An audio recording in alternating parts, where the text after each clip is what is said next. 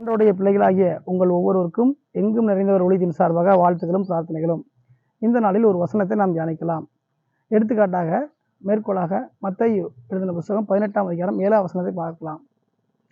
இன்னைக்கு செய்தியுடைய தலைப்பு என்னவென்று சொன்னால், யாருக்கு ஐயோ என்கிற தலைப்பிலே நாம் செய்தியை தியானிக்கலாம்.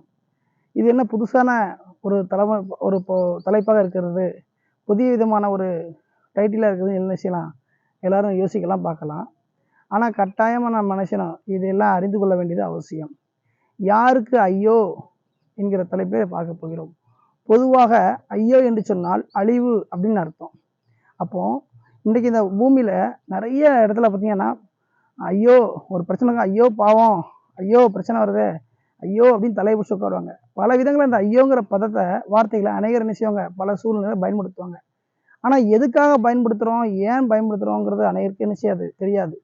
ஆனால் ஐயோன்னா அழிவுன்னு அர்த்தம். அப்போ அந்த ஐயோங்கிற வார்த்தை அழிவுங்கிறத குறிக்குது.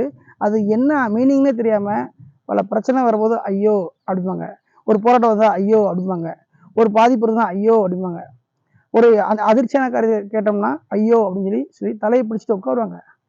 ஆனால் அப்படி உட்கார்றதுனால எந்த பிரயோஜனமும் அல்ல. ஐயோன்னா அழிவுன்னு அர்த்தம். பொதுவாக இந்த ஐயோ அப்படின்னா யாருக்கு ஐயோ அப்படின்னு சொல்லி என்ன செய்யணும், வேதத்தின் அடிப்படையில் நம்ம சில விஷயங்களை பார்க்க போகிறோம். மத்தேயு எழுதின புத்தகத்தில் 18ஆம் அதிகாரத்தில் முதலாவது பார்க்கறது என்னன்னா, இடரல் நிமித்தம் உலகத்துக்கு ஐயோ, எவனால் இடரல் வருகிறதோ அவனுக்கு ஐயோ அப்படின்னு சொல்லி பைபிள் சொல்லுது. அப்போ எவனால் இடரல் வருகிறதோ அவனுக்கு ஐயோ.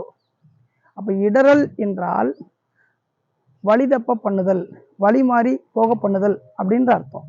அப்போ எந்த மனுஷனோ இல்லை எந்த மனுஷியோ யாரெல்லாம் இடறி போக பண்ணுறாங்களோ, வழிதப்ப பண்ணுறாங்களோ அவங்களுக்கு அழிவு வரும்னு தெளிவாக இதிலேருந்து பார்க்குறோம்.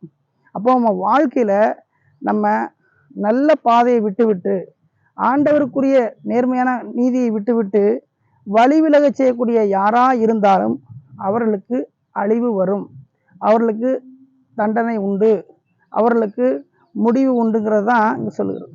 அப்போ இதை எதுக்கு நம்ம இன்னைக்கு செய்தியாக சொல்கிறோன்னா, இதெல்லாம் கேட்குற பார்க்குற நம்ம இதை அறிஞ்சிக்கிட்டாதான் நம்ம என்ன செய்ய முடியும், விழிப்புணர்வோடு செயல்பட முடியும்.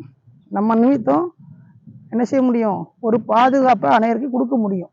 அப்போது இதை என்ன செய்யணும்னா தெளிவாக அறிந்து கொள்ள வேண்டும்.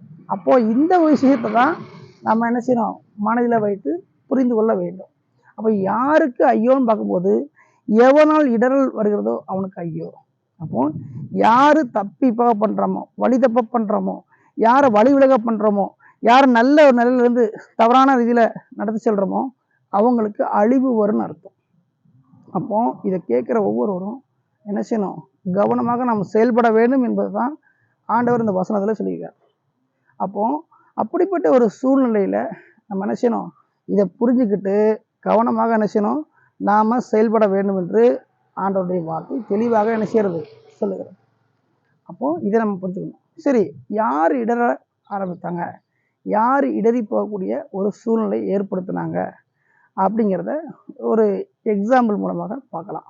என்ன அப்படின்னா, வேதத்தில் பார்த்தீங்க அப்படின்னா நிறைய காரியங்கள் என்ன செய்யலாம், சொல்லலாம். ஆனால் ஒரே ஒரு காரியம், முக்கியமான காரியம் என்னென்னா, யூதாசுடைய காரியங்களை பார்க்கலாம். அவன் அவ்வளோ தூரம் என்ன செய்தான், ஆண்டவர் கூட நெருக்கமாக என்ன செய்தான், இருந்தான், வாழ்ந்தான், எல்லாவற்றையும் அனுபவித்தான். ஆனால் ஒரு வெள்ளி காசுக்காக அவன் என்ன செய்தான், ஆண்டவரை காட்டி கொடுக்குற அளவுக்கு என்ன செய்தான், அவன் செயல்பட ஆரம்பித்தான். அப்படி செயல்பட ஆரம்பித்தது நிமித்தமாக அநேகர் என்ன செஞ்சாங்க, அவன் நிமித்தம் இடறி போனாங்க, அநேகர் தடுமாற்றம் அடைந்தாங்க, அநேகர் வழித்தில் போவதுக்கு அவனும் ஒரு காரணமாக என்ன செய்தான் இருந்தான். அப்போது கடைசியில் முடிவு பார்த்திங்கன்னா மோசமாகி போனது. அப்போ நாம் என்ன செய்யக்கூடாது, மற்றவங்களுக்கு இடரலாக இருந்து விடக்கூடாது. முதலாவதாக பார்த்தோம். இரண்டாவதாக யாருக்கு ஐயோ அப்படின்னு சொல்லி பார்க்கும்போது, சுவிசேஷத்தை அறிவிக்காதவிட யாரெல்லாம் இருக்காங்களோ அவங்களுக்கு ஐயோ. சுவிசேஷத்தை அறிவிக்காதபடி யாரெல்லாம் இருக்காங்களோ அவங்களுக்கு ஐயோ. 1 கொரிந்தியரில் 9ஆம் அதிகாரத்தில் பார்க்குறோம். சுவிசேஷம்னா காஸ்பல், நற்செய்தி, நல்ல செய்தி. இயேசு கிறிஸ்துவை பற்றிய சுவிசேஷத்தை ஜனங்களுக்கு சொல்லாமல் இருந்தால் அது ஐயோ, அவங்களுக்கு அழிவு வரும். நான் இயேசு ஏற்றுக்கொண்டேன், இல்லை நான் என்ன செய்கிறேன், ஜெபிக்கிறேன், அழைத்து போகிறேன், பல காரியம் நான் அப்படி இப்படி இருக்கிறேன்னு சொன்னாலும் அது கதைக்கே ஆகாது. அவங்க யாராக இருந்தாலும் சுவிசேஷத்தை அவர்கள் எப்படி ஏற்று அறிந்து கொண்டார்களோ அதை ஜனங்களுக்கு என்ன செய்யணும், அவங்க அறிவிக்க வேண்டும்.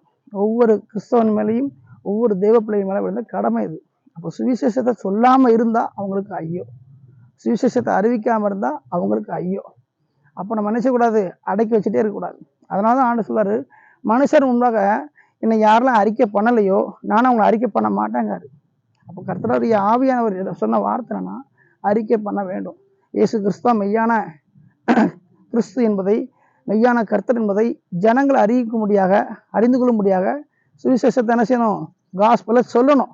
அப்படிப்பட்ட ஒரு காரியங்களை சொல்லும்படிக்கு வேதம் நமக்கு ஆலோசனை கொடுக்கிறது.